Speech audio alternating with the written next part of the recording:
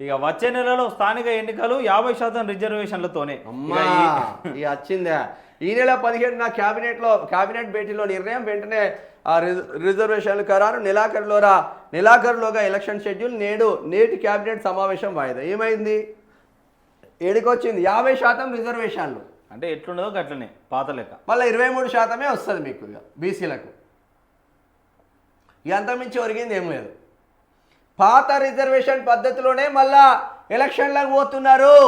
జూబ్లీహిల్స్లో ఉన్న బీసీలు 2 లక్షల మంది బీసీలు ఎటు పోతున్నారు మీరు ఎటు వేస్తారు ఓటు ఆలోచించుకోండి ఇక వచ్చే నెలలో స్థానిక సంస్థల ఎన్నికల నిర్వహణకు ప్రభుత్వ రంగం సిద్ధం చేస్తున్నది అందుకు అనుగుణంగా కసరత్తును వేగవంతం చేసింది ఇందులో భాగంగానే ఈ నెల 12న కేబినెట్ సమావేశం ఏర్పాటు చేసింది స్థానిక సంస్థల ఎన్నికల విషయంలో హైకోర్టు సూచించిన విధంగా 50% రిజర్వేషన్లతో ఎన్నికలకు వెళ్లాలని మంత్రివర్గ భేటీలో అధికారికంగా నిర్ణయం తీసుకున్నట్లు సమాచారం రిజర్వేషన్లు 50%కి మించొద్దని ఇప్పటికే హైకోర్టు స్పష్టమైన ఆదేశాలు జారీ చేసింది దీనిని సవాల్ చేస్తూ ప్రభుత్వం సుప్రీంకోర్టుకు వెళ్ళినా లాభం లేకుండా పోయింది హైకోర్టులోనే తేల్చుకోవాలని సర్వోన్నత న్యాయస్థానం చెప్పడంతో ప్రభుత్వానికి మరో మార్గం లేకుండా పోయింది దీంతో 50% రిజర్వేషన్లతోనే ఎన్నికలు నిర్వహించాల్సిన అనివార్య పరిస్థితి నెలకొన్నది ఇక ఎన్నికల సంఘంపై పిటిషన్ రిజర్వేషన్ల విషయంలో న్యాయస్థానం ఆదేశాలను రాష్ట్ర ఎన్నికల సంఘం పాటించడం లేదంటూ హైకోర్టులో మళ్ళీ పిటిషన్లు ఇచ్చారు హైకోర్టు ఏం చెప్తా ఉన్నది స్థానిక సంస్థల ఎన్నికలు ఎప్పుడు పెడతారా నాయనా జర చెప్పి జావండ్రా అక్కడ ఎలక్షన్ కమిషన్ అడుగుతుందిరా నాయన అంటే ఒక్కడు పట్టించుకోడా కాంగ్రెస్ వాడు ఇప్పుడు జూబ్లీహిల్స్లో గెలవాలి జూబ్లీహిల్స్లో గెలవకపోతే మరి పరిస్థితి ఏంది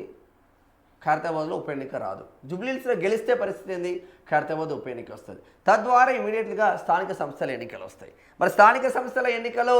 కామారెడ్డి డిక్లరేషన్ ప్రకారం 42% కామారెడ్డి డిక్లరేషన్ ప్రకారం బీసీలకు 42% రిజర్వేషన్ ప్రకారం ఇస్తామా అంటే అది లేదు మరి ఎందుకు హామీలు ఇచ్చినాం దొంగ హామీలు అంటే అట్లనే ఇస్తాం కాంగ్రెస్ కాబట్టి మేము 420 హామీలు ఇస్తాం 6 గ్యారంటీలు ఇస్తాం చేస్తాం చేయకపోతే చేయం అది మీరు అడగడానికి లేదు ఎవడైనా క్వశ్చన్ చేస్తే ఏమవుతుందంటే అక్రమ కేసులు మరి ఎందుకు రాష్ట్ర ప్రభుత్వం ఇచ్చిన హామీలు రాష్ట్ర ప్రభుత్వమే నిలుపుకోకపోతే వానిపైన కదా కేసులు పెట్టాల్సింది వానిపైన కదా అక్రమ కేసులు పెట్టాల్సింది వానిపైన కదా జైల్లో వేయాల్సింది మనకి ఇస్తా అన్న హామీ ఇచ్చి వాడు రాజకీయం చేసుకుంటే ప్రాబ్లం లేదు ప్రభుత్వాన్ని నడిపితే ప్రాబ్లం లేదు మరి ఇస్తాన్న హామీని పక్కన పెట్టి 6 గ్యారంటీలు పక్కన పెట్టి 420 హామీలు పక్కన పెట్టి అడ్డమైన హామీలతో ముందుకు వెళ్తూ ఉండే రాష్ట్ర సర్కారు పైన కదా కేసులు పెట్టాల్సింది ఎటుపోతున్నాం స్థానిక సంస్థల ఎన్నికలలో 50% స్లాబ్ ఏదైతే ఉందో 50% స్లాబు నిండకుండా మీరు ఎన్నికలు జరుపుకోవచ్చు అని అప్పుడే చెప్పింది హైకోర్టు చెప్పింది సుప్రీంకోర్టులో ఆ కేసు వేసినా సుప్రీంకోర్టులో కూడా చెప్పింది ఇప్పుడు మళ్ళా మొదటికి వచ్చింది తతంగం మొదటికి వచ్చింది రేవంత్ రెడ్డి ఏదో అనుకుంటే ఇంకోటి అవుతుంది ఏమీ లేదు ఇక బీసీలు మీరు ఆలోచించుకోండి 2 లక్షల మంది బీసీలు ఉన్నారా జూబ్లీహిల్స్ నియోజకవర్గంలో ఆలోచించుకోండి